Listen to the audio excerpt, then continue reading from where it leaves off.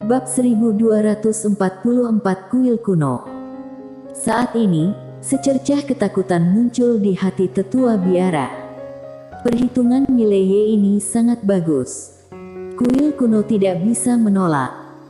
Seakan mengetahui apa yang dipikirkan kepala biara, Mileye tiba-tiba tersenyum dan berkata, "Tuan, apakah kamu mempercayai aku atau dunia tahu?" Kepala biara terdiam. Mileye berkata lagi, "Prinsipku dalam melakukan sesuatu, kalau orang tidak mengecewakanku, aku tidak mengecewakan orang." Kepala biara mengatupkan kedua tangannya, "Tuan Muda Ye, jika sampai di alam escape, apakah benar ruang buku itu bisa diambil kembali?" Mileye mengangguk, "Ya."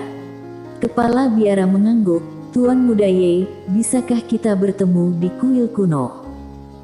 Mileye mengatupkan kedua tangannya, "Kepala biara, aku punya satu permintaan." Kepala biara menatap Mileye, "Tuan Muda Ye, tolong katakan." Mileye melambaikan tangan kanannya, dan dua biksu berjubah merah yang dijebaknya di menara penjara alam muncul di depan kepala biara. Kepala biara sedikit terkejut, "Tuan Muda Ye, apa maksudmu?" Mileye tertawa dan berkata, "Kedua master ini dikembalikan ke kuil kuno." Setelah memandang Mileye sejenak, kepala biara tersenyum dan berkata, "Terima kasih Tuan Muda Ye." Kedua master alam escape masih sangat penting bagi kuil kuno. Mileye melirik ke bawah, lalu berkata, "Tuan, aku punya beberapa teman. Mereka telah mencapai semi alam escape. Aku yakin kuil kuno dapat membantu mereka menerobos ke alam escape, bukan?" Kuil kuno bisa memiliki begitu banyak master di alam escape, ini jelas bukan hanya soal bakat. Dalam banyak kasus, selain bakat dan kerja keras, panggung yang baik juga dibutuhkan. Jika tidak, bakat dan kerja keras terbaik pun bisa sia-sia. Setelah lama terdiam, kepala biara berkata pelan, "Tuan Muda Ye, jujur saja, kuil kuno memang memiliki kemampuan ini." Mileye tersenyum dan berkata, "Kuil kuno takut padaku, jadi tidak akan membantu mereka menerobos, kan?" Kepala biara menggeleng, "Sebaliknya." Mileye sedikit terkejut, "Apa maksudmu?" Kepala biara sedikit tersenyum, "Tuan Muda Ye tidak pernah melupakan orang-orang di sekitarnya saat ini, yang cukup membuktikan bahwa Tuan Muda Ye adalah orang yang menjunjung tinggi cinta dan kebenaran. Kuil kuno bersekutu dengan Tuan Muda Ye, aku sangat lega." Saat dia mengatakan itu, dia melirik ke bawah, "Aku akan mengirim biksu pewaris seni bela diri ke dunia bawah, biarkan dia membantu kalian menerobos ke alam escape." Mileye tersenyum dan berkata, "Terima kasih."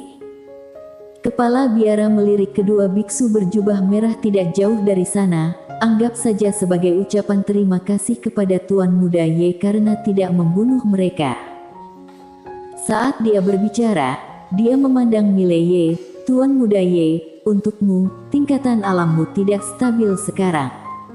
Jika kamu ingin menerobos, kamu harus pergi ke kuil kuno bersamaku untuk melatih kitab suci kuil kuno, menstabilkan tingkat alam, lalu terobos ke alam escape." Mileye berpikir sejenak, lalu mengangguk, "Terima kasih banyak." Kepala biara tertawa, "Tuan Muda Ye, silakan." Mileye tersenyum sedikit, "Biar aku sampaikan pesan dulu." Setelah selesai berbicara, dia menoleh untuk melihat Jessica Guan tidak jauh. "Jangan khawatir, dan Jessica Guan, kamu sangat berbakat, jangan sia-siakan. Rebut kesempatan ini." Jessica Guan melirik Mileye, mengangguk, "Oke." Setelah berbicara, dia berhenti, dan berkata lagi, "Apa kamu akan kembali?" Faktanya, yang paling dia takuti adalah Mileye tidak akan pernah kembali. Mileye sudah memiliki kekuatan untuk meninggalkan alam semesta ini, dan dia juga sebenarnya bisa, tapi dia tidak bisa pergi dengan klan roh suram. Mileye tertawa, "Tentu saja." Jessica Guan mengangguk, "Kami menunggu kepulanganmu."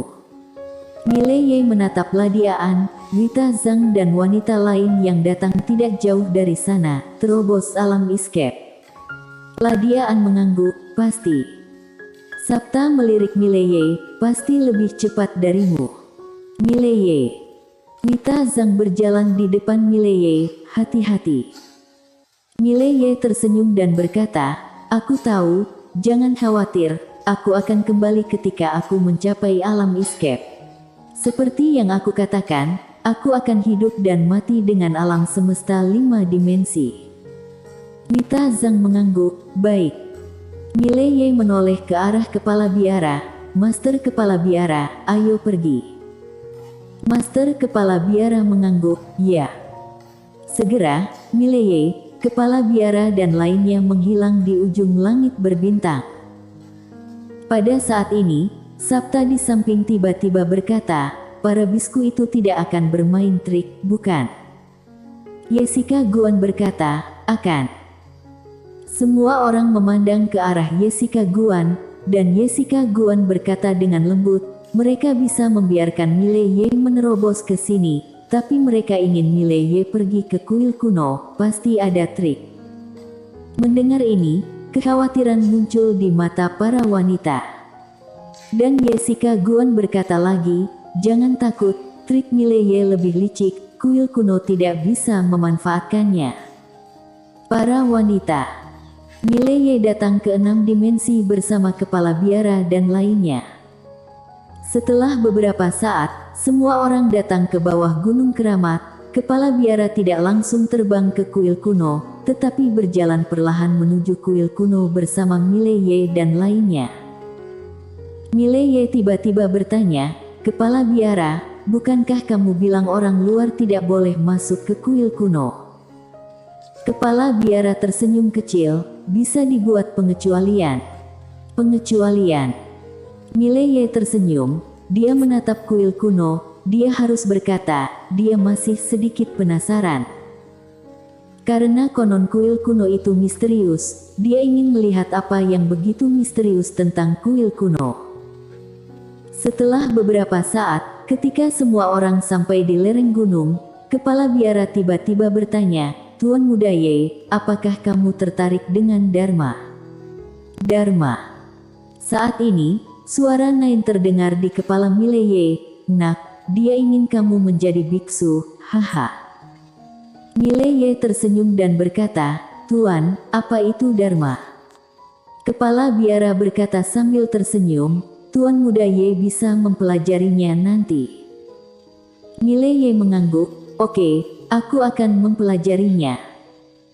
Sambil berbicara, semua orang telah datang ke gerbang gunung kuil kuno. Gerbang gunung itu tidak besar, sangat sederhana, ada 2 pilar batu dan sebuah plakat bertuliskan kuil kuno di atasnya, sangat sederhana. Setelah gerbang batu, ada sebuah jalan setapak berbatu kerikil. Di ujung jalan setapak ada sebuah kuil. Kuil itu tidak besar dan tidak megah, hanya sebuah kuil sederhana. Kepala Biara mengajak Mileye menuju kuil. Di tengah jalan Mileye melihat beberapa biksu, dan para biksu ini akan berhenti dan memberi hormat saat melihat Kepala Biara. Harus mengatakan bahwa Mileye sedikit terkejut. Karena biksu yang dilihatnya setidaknya berada di alam-alam escape. Master alam escape di mana-mana. Mileye sangat terkejut di dalam hatinya, apakah kuil kuno ini begitu menakutkan? Pada saat itu, seorang biksu berjubah hitam dan membawa tongkat berjalan menuju Kepala Biara. Kepala Biara mengatupkan kedua tangannya, Dani, pergilah ke 5 dimensi dan bantu teman-teman Tuan Muda Ye menerobos ke alam escape. Biksu berjubah hitam menatap Mileye, tatapannya seperti pedang, sangat tajam. Pada biksu berjubah hitam ini, ada aura pembunuh yang ganas. Namun, dia tidak takut dengan aura pembunuh ini. Mileye telah membunuh cukup banyak orang. Dani melirik Mileye, lalu menarik kembali tatapannya, lalu menyatukan kedua tangannya, lalu dia berbalik dan pergi. Kali ini Kepala Biara berkata lagi, Dani, setelah turun, bersikaplah sopan, mengerti. Suara itu sedikit ditekankan, dengan keagungan yang tak terlihat. Dia tahu Mileye mudah kehilangan kesabarannya, lelaki ini terlalu penyayang. Jika saat Dani turun dan bermasalah dengan orang-orang dari alam semesta 5 dimensi, dengan kepribadian lelaki ini, emosinya pasti akan meledak. Begitu Mileye memilih dunia Tao, akan sangat buruk bagi kuil kuno. Mendengar perkataan kepala biara, Dani mengangguk dan segera menghilang ke kejauhan. Kepala biara menatap Mileye, "Tuan Muda Ye, silakan." Mileye mengangguk. Tak lama kemudian, kepala biara membawa Mileye ke sebuah gubuk yang hanya ada 2 alas duduk di dalam gubuk tersebut. Kepala biara berkata, "Tuan Muda Ye, silakan." Mileye mengangguk, dia duduk, dan kepala biara duduk di depannya, lalu mengeluarkan kitab Buddha. Dia membuka halaman pertama, berkata, "Tuan Muda Ye, izinkan aku memberitahu kamu tentang Tripitaka. Tripitaka itu terbagi menjadi 3 bagian. Izinkan aku memberitahu kamu tentang bagian pertama. Aku mendengar seperti ini, Dharma itu bermacam-macam, hati itu baik." Ekspresi Mileye menjadi sedikit aneh. Orang ini tidak benar-benar ingin menjadikan dirinya seorang biksu, bukan?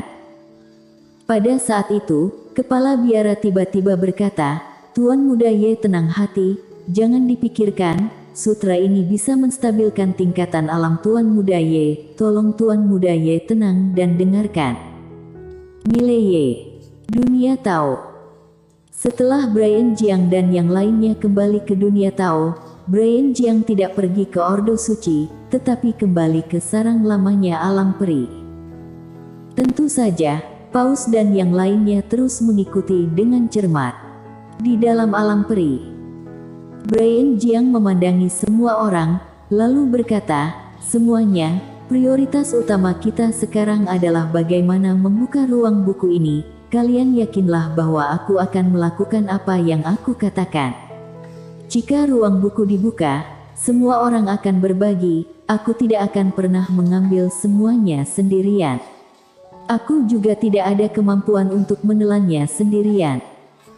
Seorang lelaki tua alam escape mengangguk sedikit. "Kami secara alami percaya pada Tuan Pavilion Jiang." Paus melirik Brian Jiang, tetapi tidak berbicara. Brian Jiang berkata dengan suara yang dalam, "Jika kalian mengenal master teknik formasi atau orang istimewa, kalian boleh panggil mereka. Aku tidak percaya bahwa tidak ada yang dapat melanggar larangan yang ditetapkan oleh pendahulu." Sambil mengatakan itu, dia menatap Paus. "Paus, Ordo Suci dan alam peri memiliki banyak kontak, jadi tolong Paus lebih banyak membantu." Paus mengangguk, "Aku sudah sebarkan, beberapa master teknik formasi dan master penyihir di Ordo Suci sudah dalam perjalanan." Brian Jiang mengangguk, "Bagus sekali." Paus tiba-tiba berkata, "Aku selalu merasa Mileye adalah masalah serius." Mendengar ini, semua orang melihat ke arah Paus. Jelas Paus ini masih ingin Mileye mati. Brian Jiang berkata dengan suara yang dalam, "Paus, kamu harus mengerti satu hal, yaitu wanita bergaun polos dan Jack Di mungkin sudah mendapatkan kitab Taoisme. Jadi bukankah wanita bergaun polos dan Jack Di lebih mengancam daripada Mileye?" Paus terdiam. Brian Jiang melanjutkan, "Prioritas utama kita sekarang adalah untuk mengaktifkan ruang buku, kemudian mempelajari kitab Taoisme, mencoba untuk mencapai di atas alam escape sebelum wanita bergaun polos atau Jack Di itu. Jika tidak, begitu salah satu dari mereka mencapai di atas alam escape, kita semua akan mati." Seorang lelaki tua di ranah alam escape mengangguk. Kata-kata Tuan Pavilion Jiang masuk akal. Yang paling mendesak adalah membuka ruang buku, dan kemudian mencapai di atas alam escape. Master alam escape lainnya juga mengangguk satu demi satu. Paus dan Mileye adalah musuh bebuyutan, tetapi mereka tidak terlalu membenci Mileye. Di hati mereka, kitab Taoisme adalah yang terpenting. Paus melirik kerumunan dan tidak berbicara lagi. Jika dilanjutkan, dia akan menjadi musuh semua orang. Sangat tidak bijaksana. Tapi dia tahu ancaman Mileye masih lebih tinggi dari Jack D. Saat ini, beberapa orang bergegas ke alam peri satu demi satu. Orang-orang ini dipanggil untuk mendobrak larangan ruang buku.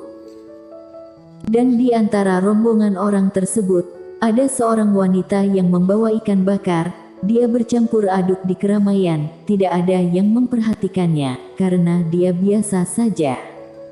Bersambung.